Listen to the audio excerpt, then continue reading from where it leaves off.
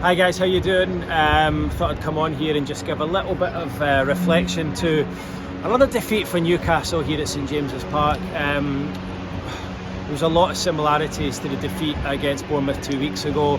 Newcastle to me felt flat, lacking in invention, lacking in ideas, lacking in options from the bench. Didn't really look too much like scoring. I will add now I had Jacob Murphy on his first goal scorer today at 14-1, so there is a little bit of comfort in the fact that they've managed to do that. But look, I just think at the moment, people asked me today going into the game, how do you think Newcastle will fare? I said I think they'll win, but I think it'll be tight. It'll be 1-0, 2-1, 3-2, something like that. Okay, the game could have gone either way. Newcastle could easily have won or lost, but I just think to lose games consecutively at home to Bournemouth and then today against Fulham is not a good sign moving forward. It looked like a little bit of nervousness, tiredness, fatigue. I think it doesn't help the fact that there haven't been signings for the last 3 windows. I think there's a lack of options off the bench. I mean, you look, I think Eddie was almost sending a bit of a message out today by throwing on Will Osula for the last 10 minutes wide right in place of Jacob Murphy, because there's no one else in that position. He's going to have to be creative. Look, he freshened things up, he made changes because he knows there's a huge match against Arsenal in midweek.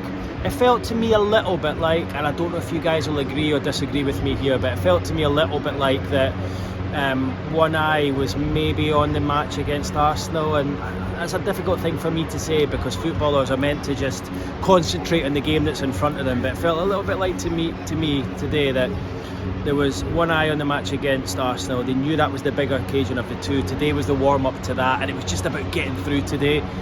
Today was never going to be 3-4, 5-0 ever. It was going to be scraping through with a win or even a draw. The last couple of minutes there you would have taken a draw,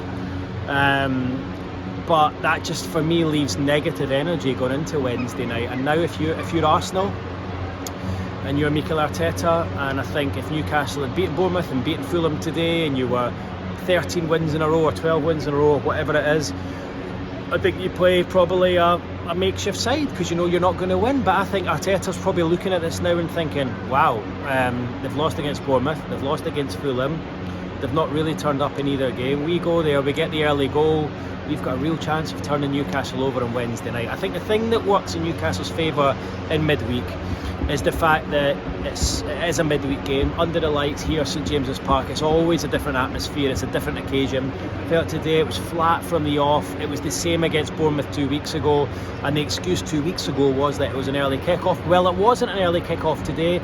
Everyone's been in the pub for a couple of hours enjoying themselves. There shouldn't have been that, but there were moments in today's match where I felt, wow, it's quiet today, really quiet. You could hear yourself talking, you could almost hear a pin drop, and that's not how it's been in the last couple of years. And these 3 o'clock kickoffs on the Saturday seem to do that. So too did the 12:30 kickoffs on the Saturday. It's not like that for an evening game where it's crackling. The atmosphere is amazing. Everyone's up for it, and I think that will stand Newcastle in good stead. And I think that will give them a bit of hope on Wednesday. But look, there's no denying it.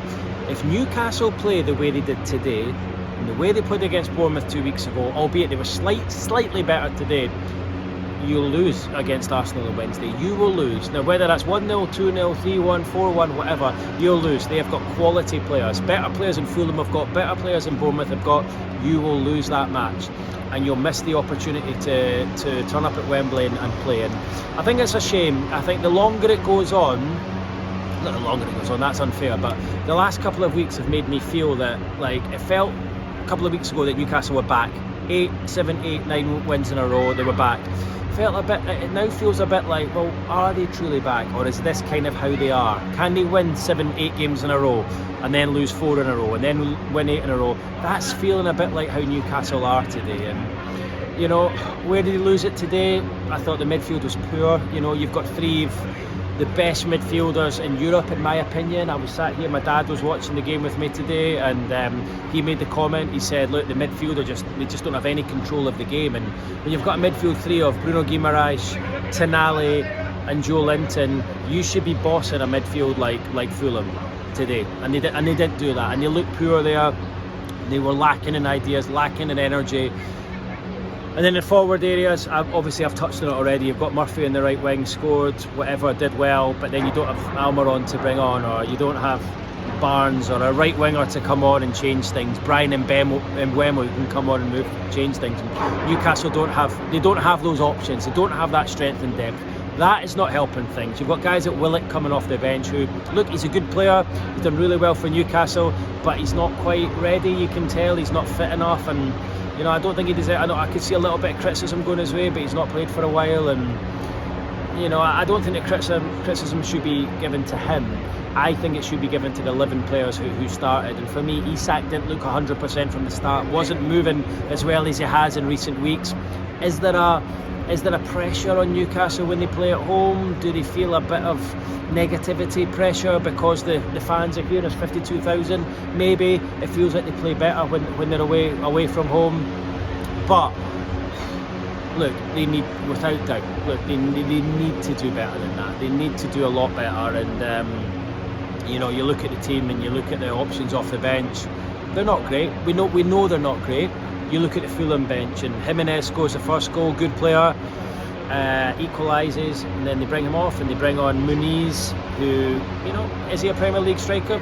Maybe, maybe not. He scored a few goals last season. He scores a winner. They've got an option. They've got a centre forward option off the bench. Newcastle bring off Isak, and they don't have anyone. They don't have another striker. They have to play Willock through the middle, or they have to put on a Sula, who's just a young kid. They don't have Callum Wilson ready. So I think that lack in depth is really costing Newcastle, without doubt. But it's not the only reason for it. To me, looks like a lack of urgency, a lack of hunger, a lack of ideas, and maybe a nervousness at home in games like this.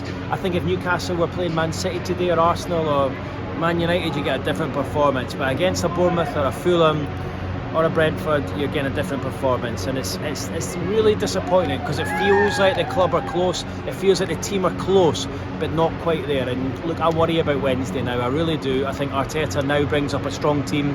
He knows if they get the first goal, they can turn this tie on their head, get to Wembley. That's their best chance of winning a trophy. It's Newcastle's best chance of winning a trophy, and they've given Arsenal a bit of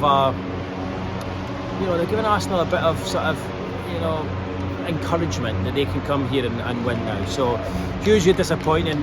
In my opinion, it was even more disappointing today than it was against Bournemouth. Bournemouth was really bad, that performance, really, really bad. Today wasn't great, but today should have been better on the back of Bournemouth. So in many ways today actually was worse, because they should have had Bournemouth in their minds from the day before. Was one eye on Wednesday? I think probably yes. It felt like that a bit to me today. It felt like this was just a bit of a sideshow ahead of Wednesday. That should not be the case. Eddie Howe said yesterday at his press conference that it should not be. That should, in no way should that be the case. Like, we should be 100% concentrated on today. Looking at today's performance, didn't feel like that to me, and huge disappointment. Really, really poor. 2 bad defeats in a row against teams Newcastle should be sweeping aside at home. So leave your comments below if you agree, if you disagree. Tell me what you think. Subscribe if you haven't done already, guys. And yeah, that's it from me. Another disappointing St James's Park performance today. Just did not start.